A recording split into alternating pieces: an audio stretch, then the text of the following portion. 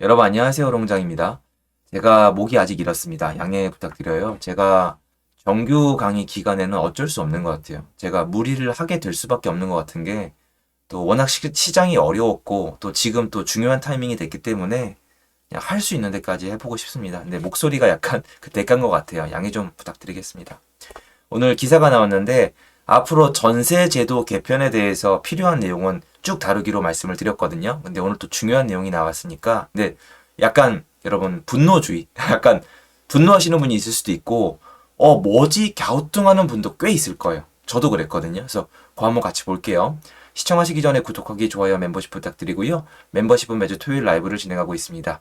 그리고 제 정규 강의 15기는 이제 접수를 시작을 했고요. 기간이 정해져 있습니다. 접수가. 아래 링크에서 정규 강의 내용 확인이 가능하세요. 원희룡 장관님, 전세 제거하려는 접근안에 무제한 갭 투자는 금지해야. 이건 또 뭐지란 얘기가 나오실 건데요. 제가 이제 제 나름대로 요약을 해드릴게요. 일단 중요한 내용만. 일단 뭐냐면은 원희룡 장관님이 전세처럼 사회에 뿌리내린 제도가 생긴 데에는 행동 참여자들의 여러 가지 이유가 있는 것이고 이런 행동의 뿌리는 하루아침에 바뀌지 않는다며 이같이 밝혔다. 뭔 뜻이냐면 전세가 해온 역할을 한꺼번에 무시하거나 전세를 제거하려는 접근을 하지 않겠다라는 거예요. 제가 무조건 순도 99% 이상 정치적인 접근을 기대한다고 말씀을 드렸잖아요. 반응이 안 좋았던 거예요, 이게. 반응이 안 좋았던 이유. 우리한테 중요한 건 뭐냐? 이거예요. 전세 수요가 있다는 거예요. 이게 국민이 전세 수요가 하나도 없다고 한번 상상을 해보세요. 난 전세 필요 없는데. 지금 예를 들어서 전세에 대한 수요가 전혀 없다면 원희룡 장관님이 말씀하셨던 전세를 없애겠다. 에스크로 전세로 가겠다는 얘기는 지지를 받아 마땅하지만 지지를 받지 못한 겁니다. 지지를 받았다면 이런 얘기를 하실 분이 아니라고 저는 생각을 합니다. 그럼 왜 지지를 했느냐? 이게 포인트예요. 아무도 기사로 다룰 리가 없는데요. 지금 집주인들 중에 정말 좌불안석이 많고 동거하려고 뛰어다니는 분들이 많아요. 무슨 뜻이냐면은 우리 이 세상에는 지금 한국에는 제대로 돈을 돌려주는 임대인이 더 많아요. 그러니까 사고가 터지는 사기를 당한 일부 분들이 계시겠죠. 안타깝지만 계세요. 그런데 대다수의 임대인들은 본인들의 역할을 제대로 하고 있죠.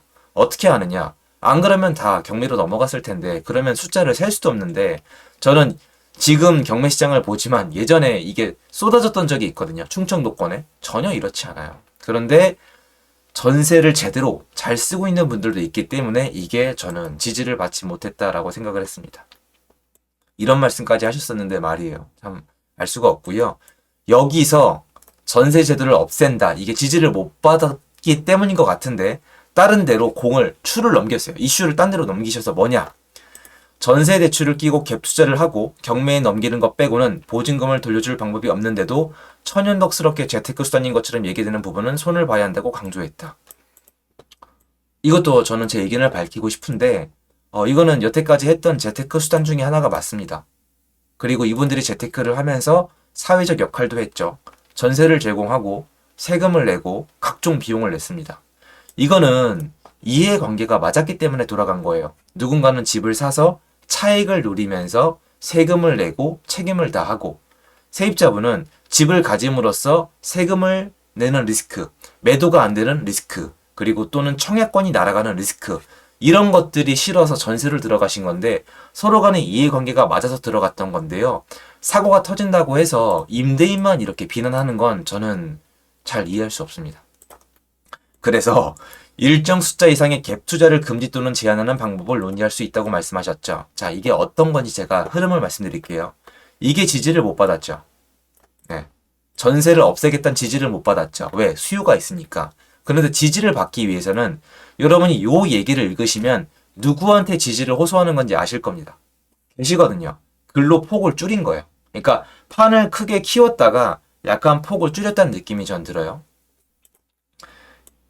전 놀랐습니다. 이 말씀을 전 굉장히 놀랐어요. 대출을 받거나 전세를 끼고 집을 사는 경우 여러 채를 살 수 없게 하는 방안이 있다. 집을 못 사게 하겠다는 거예요.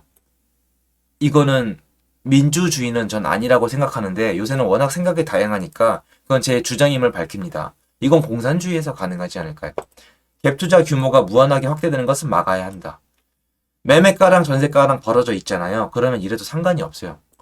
지금 현실상 이 얘기를 하면 지지를 받겠지만 원래대로 집을 못 사게 하고 집을 여러 개 가지면 제한하고 범죄자로 몰아가고 지금 이 말씀에 끼어 있는 집주인에 대한 저주 이게 없었으면 매매가랑 전세가랑 붙지 않았고 이게 충분히 벌어져 있다. 집값이 5억인데 전세가 2억이다. 연쇄 도산해서 경매로 넘어가도 이거 문제 없습니다. 경매로 넘어가도 결국 돈을 돌려드리는 거예요. 그런데 이건 너무 죄송한 얘기로 들릴 수도 있겠지만 사회 구조가 집주인이 뭔가 책임을 다 못했을 때 경매로 넘어가서 빚이 다 청산이 되면은 문제가 없는 거예요. 이거는 여러분 이거는 제가 각오하고 말씀을 드릴게요. 이건 과한 욕심이에요. 그러니까 집주인한테 전세금을 주면서 단 1%의 가능성도 없이 만길에 로버트처럼 돌려달라? 이렇게까지 생각하는 세입자분 그렇게 많지 않았어요. 당연히 돌려드려야죠. 그런데 이거는 너무 심한 거예요. 이건 너무 교과서적인 거예요. 그러면 안 되겠지만 좀 일찍 드릴 수도 있는 거고 좀 늦게 드릴 수도 있는 거고 정 상황이 안 되면 경매까지 넘어가서라도 돌려드릴 수가 있는 거예요. 그런데 당연히 이건 집주인이 잘못하는 거예요. 그런데 사람 사는 게 그렇잖아요. 그게 싫으면 집을 샀어야 되는 거예요. 그러니까 이게 잘못됐다 이런 게 아닌데요. 하다 보면 계약 관계가 그렇게 어그러질 수도 있습니다. 그러면 세상에 사기당하는 사람들은 전부 다 보상받아야 되고 전부 다 도와줘야 되나요? 그리고 요 말씀은 담보 가치가 남아있는 부분의 일정 비율만큼만 전세 보증금을 받을 수도 있다. 이건 이미 시장에서 지켜지고 있어요. 좀 아쉬워요. 이 말씀 하셨다는 게. 시장에서 이미 다 알아요.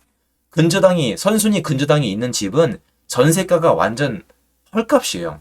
10억짜리 집이 있어요, 여러분. 전세가가 7억이에요. 근데 선순위 근저당이 있잖아요. 이거 전세 2, 3억이 나야 돼요. 다 아시는 내용이잖아요. 이미 다 아시는 내용인데 얘기를 하신 거고요.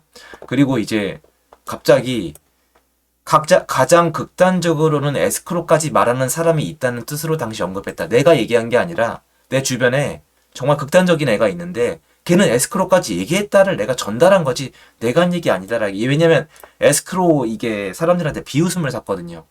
이거 월세거든요. 전세제도 없애겠다는 거고 이거 대혼란인데 이렇게 제3자가 얘기했던 거면 그렇게 많은 언론사나 유튜버들이 얘기했을까 싶어요, 저는. 최종 정책 판단은 에스크로 같은 극단이 아니라 이건 안 하시겠다고 접은 거예요. 사회 구성원들의 인식을 반영해서 표가 되는 방향으로 하시겠다고 전 들려요. 근데 정치하시는 분이니까 전 당연하다고 생각을 해요. 그리고 이제 사기 피해자분들이 잘 해결됐으면 좋겠다고 하는데 지금 피해자분들은 불평불만이 많으세요. 왜냐면 그분들이 원했던 건 제가 얘기했던 그대로 보증금을 돌려받는 거예요. 경매로 넘어가더라도 보증금을 다 돌려받았으면은 지금 그렇게 힘들지 않았을 거라고 말씀하시는 분들이 많은데 이것도 마찬가지예요. 법은 모든 사람에 평등해야 된다. 사기를 당한 사람 중에 도움을 받는 사람이 있고 도움을 안 받는 사람이 있어요. 이거는 누군가한테는 평등이고 누군가한테는 불평등이고요. 이거 사기 피해자 인정받는 비율을 올리셔야 될 거예요. 그러니까 또 이것도 바꾸시겠죠. 그러니까 저는 이 내용 자체가 전부 다 정치적으로 너무 들려요. 어쩔 수 없어요. 전혀 시장 기준점으로 안 보이고 그 어디에도 윤석열 대통령님이 말씀하셨던 임대인의 역할은 1원급이 없으세요. 집을 사서 전세를 놓는다는 행위가 사회적으로 기여하는 부분이 분명히 있음에도 불구하고 그게 전혀 인정되지 않기 때문에 저는 근본적으로 추후에 나타날 전세 시장의 수급의 불균형이 전 일어날 거라고 봐요. 그리고 이게 좋아질 것 같지 않아요. 제가 미리 말씀드리건데요. 지금 역전세, 전세가 하락 이런 얘기가 많이 나올 거예요. 그런데 여러분 이건 항상 있었던 일이고 이런 일이 있은 다음에는 전세가가 또 올라요. 왜냐면 전세를 놓을 사람이 계속 줄어들거든요. 근데 장관님이 이런 말씀을 하실수록 사람들은 집을 사서 전세를 안 놓을 거예요. 못 놓는 거죠. 무서워서. 하지 말라고 나와 있잖아요. 범죄와 비슷하다고. 그러면 언젠가 전세 공급이 부족한데 위에 말씀드렸지만 전세 수요는 분명히 있어요. 그럼 어떻게 될까요? 수급이 또 안 맞으면 그때 가서 불이 나게 전세 공급을 늘리거나 또 이상한 법으로 틀어 막으려고 할 텐데 법으로 틀어 막으면 전 정권에서 보셨겠지만 어느 쪽으로든 튀어나갑니다. 다른 지역으로든 매매로든 전세로든 월세로든 다른 상품으로든 여러분 오피스텔이나 뭐 이게 여러 가지 있잖아요. 생수기나 뭐 이런 거 아파트 외 상품들이 폭등하는 거 보셨죠? 풍선 효과란 말이에요. 그런 것들이 또 일어나지 않을까 저 이런 생각이 듭니다. 그래서 다소 아쉬운 부분인데 일단 정리를 해드리자면은 전세를 없애거나 에스크로 제도 같은 건 없다. 점진적으로 조금씩 바꿔나갈 건데 말씀하시는 부분은 무자본 갭투자, 갭투자로 집을 늘리는 거에 대해서 막을 방법이 있다면 막고 싶다. 근데 이것도 사회적 협의가 있었으면 좋겠다. 무슨 말이냐? 결론을 내보면 지금까지 이전에 했던 말씀들 중에서 제일 큰 내용은 다 지웠어요. 남이 한 얘기다. 그런 뜻이 아니었다. 그리고 나서 작은 일부를 남겨놓으신 상태에서 임대차 시장을 고쳐나가겠다고 말씀을 하신 겁니다. 이렇게 이해하시는 게 맞는 것 같아요. 그리고 앞으로도 이 전세 시장에 손을 대는 건 지금 굉장히 중요한 일이기 때문에 예전에 임대차 3법처럼 나오는 대로 해석을 해서 전달드리도록 하겠습니다. 도움되었으면 좋겠습니다. 감사합니다.